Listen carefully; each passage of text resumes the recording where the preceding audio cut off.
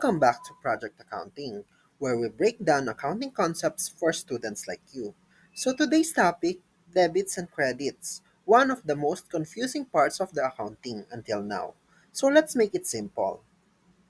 In accounting, every transaction is recorded using debits and credits. But listen carefully. They don't mean good or bad, and they're not the same as debit and credit cards. They are simply two sides of every accounting entry. Debit means the left side, while credit means the right side. Every transaction must have at least one debit and one credit, and the total amount of debits must always equal the total amount of credits. That's what keeps the accounting equation in balance. So here's how debits and credits affect different types of accounts.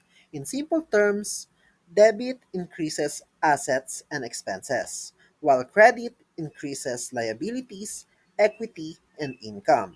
Understanding this is the key to getting any journal entry right. So let's take a look at three simple examples. Example number one. The owner invests 50,000 in the business. Cash will increase since nag-invest si owner ng 50,000. Cash is an asset, and to increase an asset, we need to debit the asset. So debit cash, 50,000.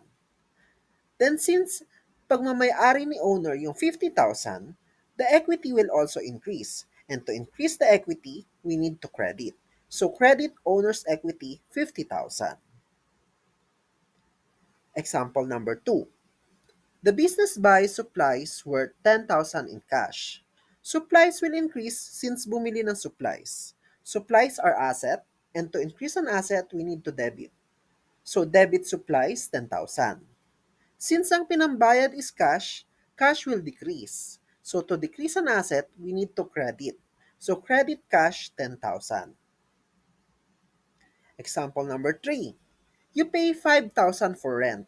Since ang renta ay one of the expenses ng isang business, expense will increase. So to increase an expense, we will debit rent expense 5,000. Then since ang pinangbayad is cash, cash will decrease. So credit cash 5,000. Notice how every transaction has a debit and a credit. So here's what to remember. Debit is equal to left, while credit is equal to right. Debits increase assets and expenses, while credits increase liabilities, income, and equity. And every entry must balance. Debits is equal to credits. So if you get that, you're already ahead. Accounting is like a puzzle, and now you know one of the most important pieces. So if this video helped you, give it a thumbs up, comment below with your questions, and don't forget to subscribe to Project Accounting for more accounting made simple. Thank you.